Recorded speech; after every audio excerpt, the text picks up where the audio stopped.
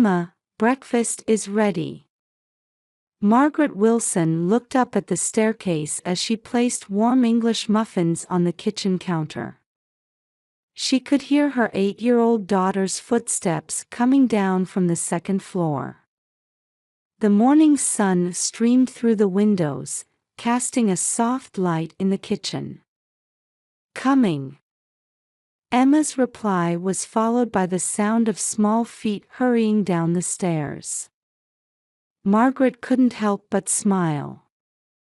It had been 2 years since she lost her husband, James.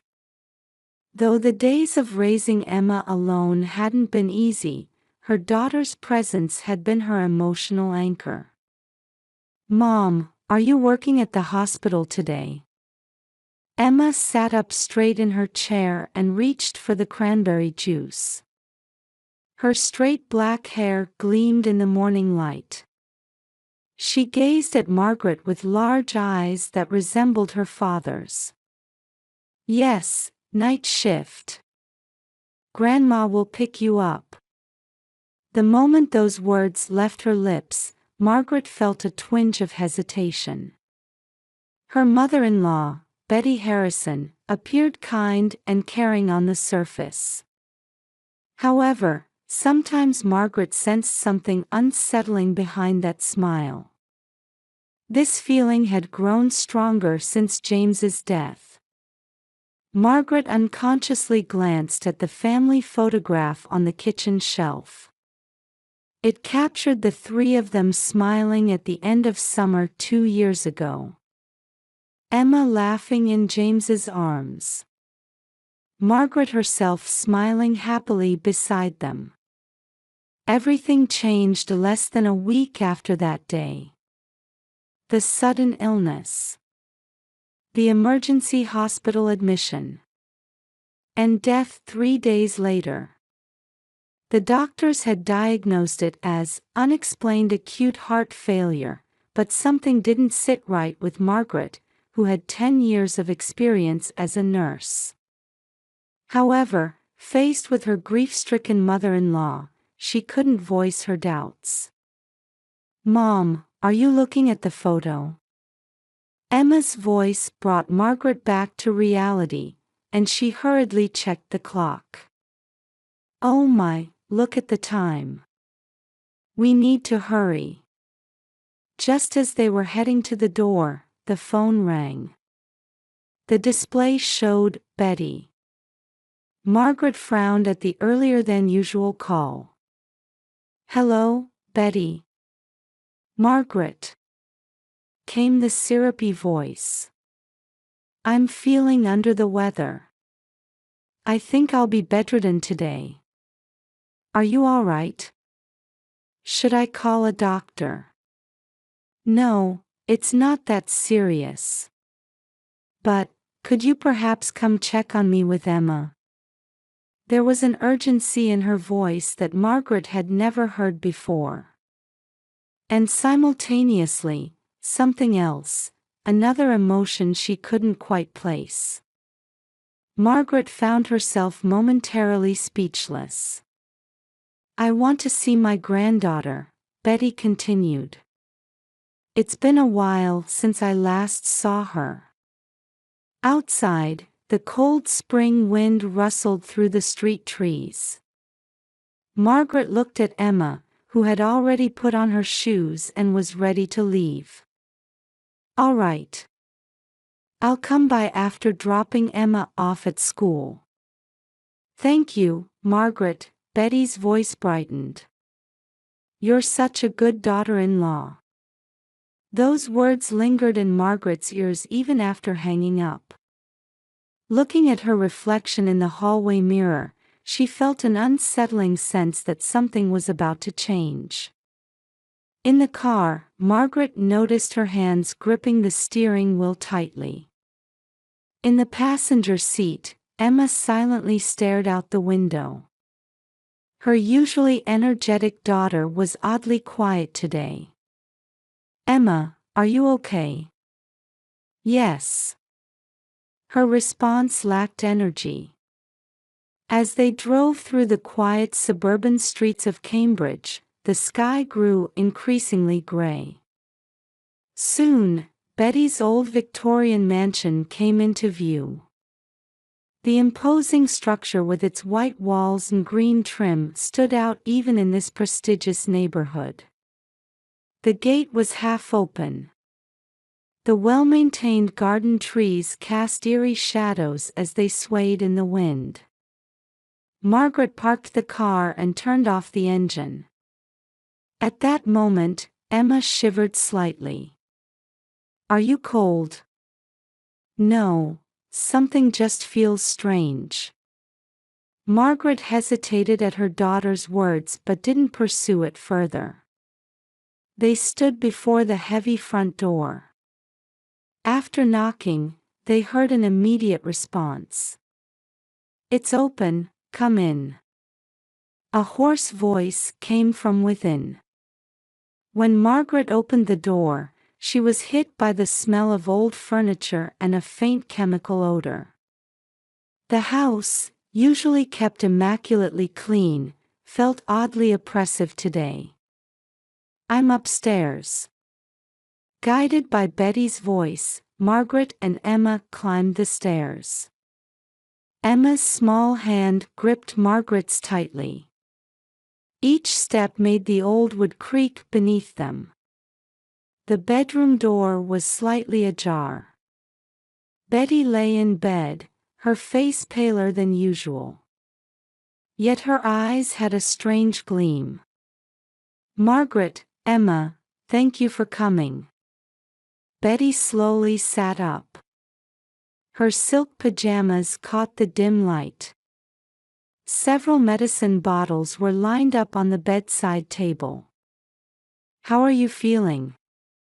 Margaret observed her mother-in-law with a nurse's professional eye. "I have a slight fever."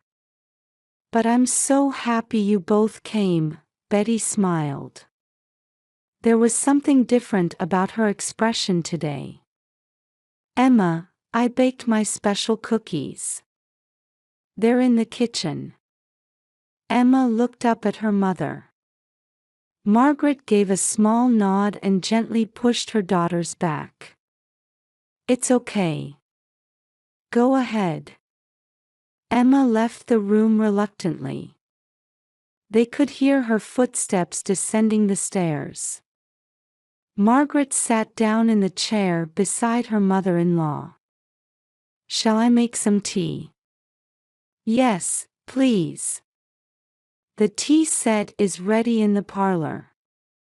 Just as Margaret was about to stand, they heard a noise from downstairs. "Emma? Are you all right?" There was no response.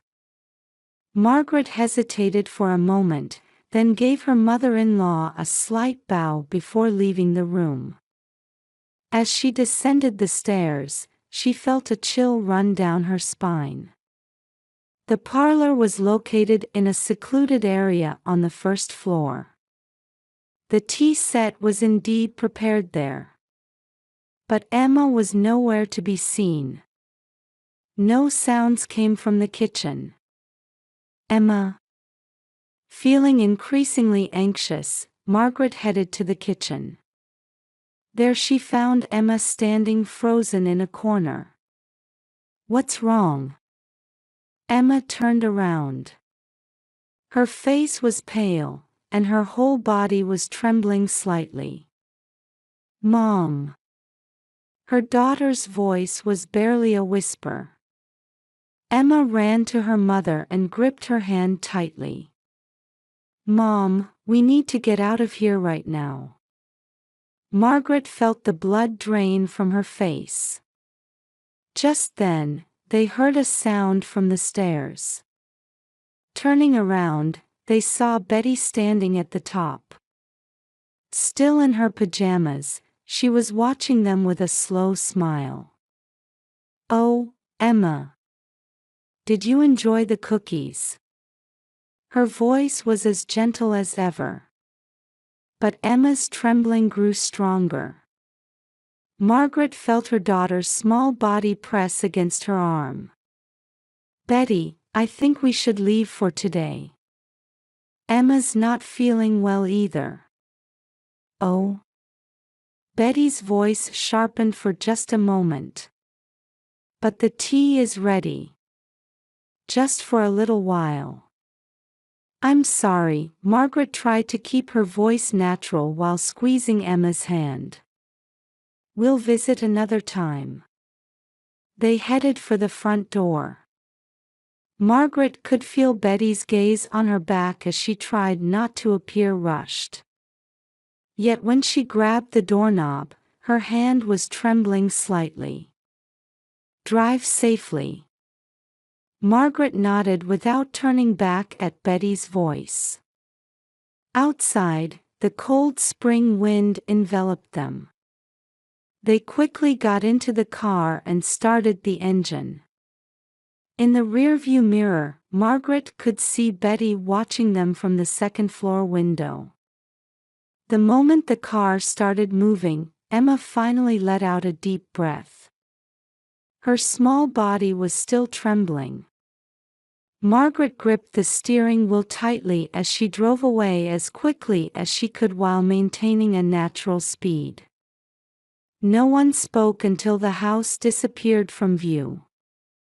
Back in their living room, Emma sat silently in a corner of the sofa, as if trying to make herself smaller. Margaret placed a hot cocoa in front of her daughter and gently put a hand on her shoulder. "Can you tell me? What did you see?" Emma held the mug with both hands, and silence stretched between them. Outside the window, the evening sky was gradually turning purple. In the kitchen, Emma began in a trembling voice. "Grandma had white powder near the tea set." Margaret caught her breath. "That's not all," Emma continued. "Grandma's eyes, they were the same as when Dad died." "The same as when Dad died?" Emma nodded slightly.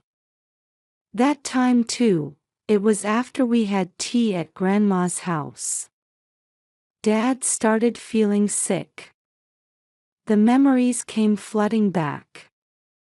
The end of summer 2 years ago.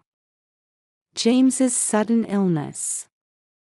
3 days in the hospital. And the unexpected death. At the time, she had been too overwhelmed with grief to carefully consider the circumstances. Margaret stood up and went to her study. From the drawer where she kept her nursing records, she pulled out a copy of James's medical records. As a nurse, she had developed the habit of keeping all records.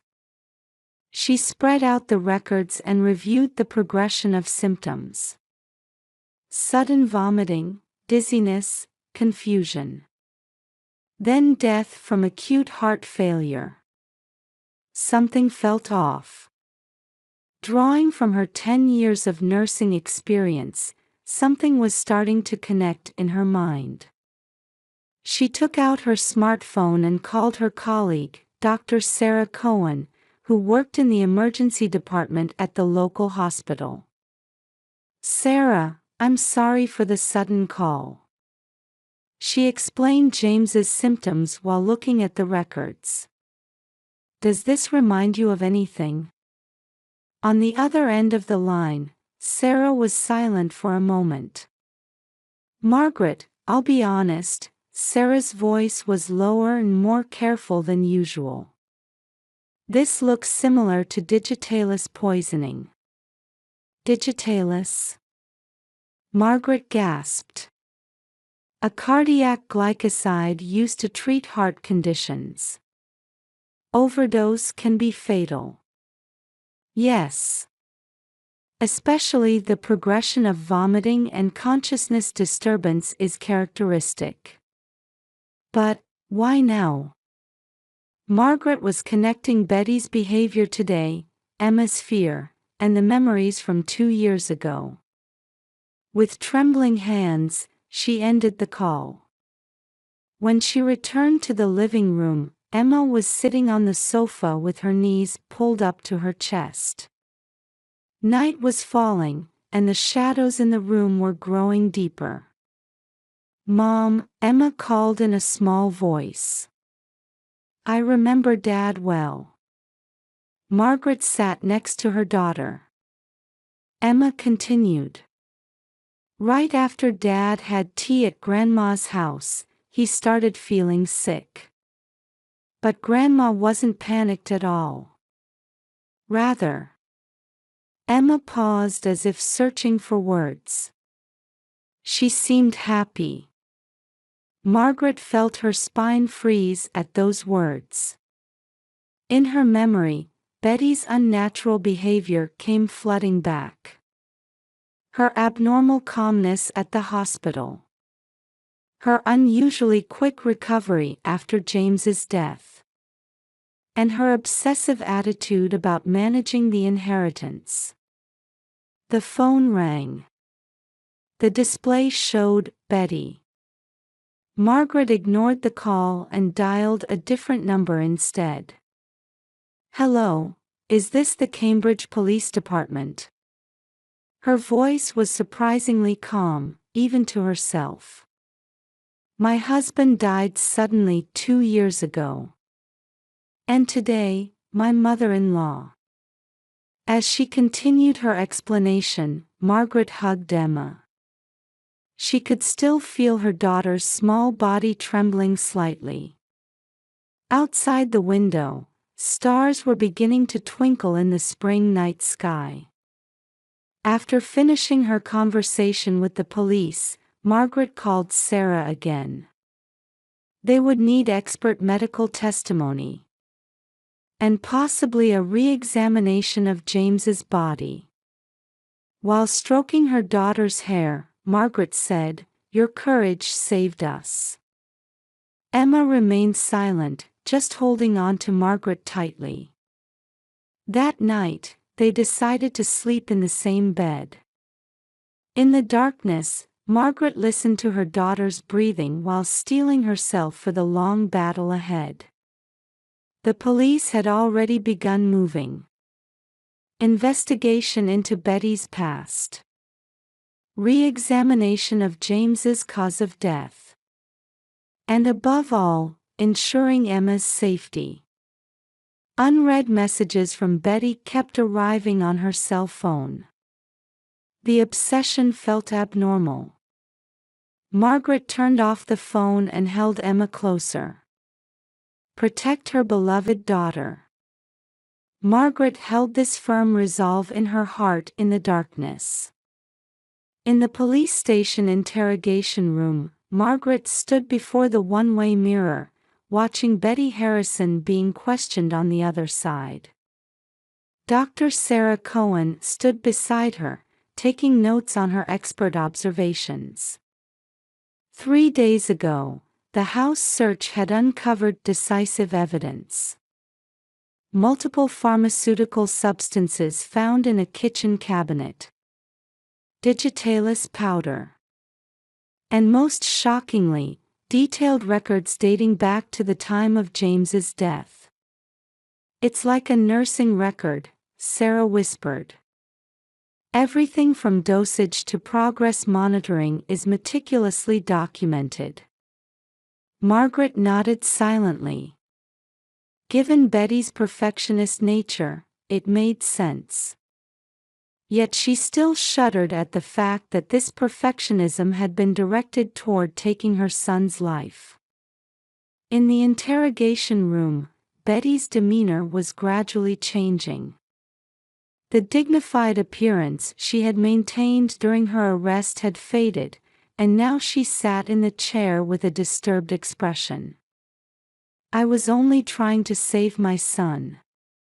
Her voice echoed through the speakers. "I had to protect him from her. Margaret was too perfect. Not suitable for my son." The interrogator continued questioning in a calm voice. And you planned the same for your granddaughter and her mother. Yes, Betty's voice suddenly turned cold. They took everything from my son. The inheritance, the memories, everything. Margaret caught her breath. Sarah placed a supportive hand on her shoulder. But I had a plan, Betty continued, her eyes taking on an unusual gleam. First, to save my son. Free him from that woman. And then. Betty suddenly stood up and walked toward the one-way mirror, as if sensing Margaret's presence. You destroyed my perfect family. So I. As the interrogator moved to restrain her, Betty collapsed into the chair. Then, an unexpected confession began. Betty's childhood in a wealthy Boston family in the 1960s. Psychological abuse from her stepmother. Days of being pushed to perfection. A political marriage at 19. And the birth of her only son, her sole salvation. James was my everything, Betty's voice trembled. My reason for living. My life itself. But as her son grew, Betty's desire for control became twisted. College, career, and marriage, every event took her son further from his mother's grasp.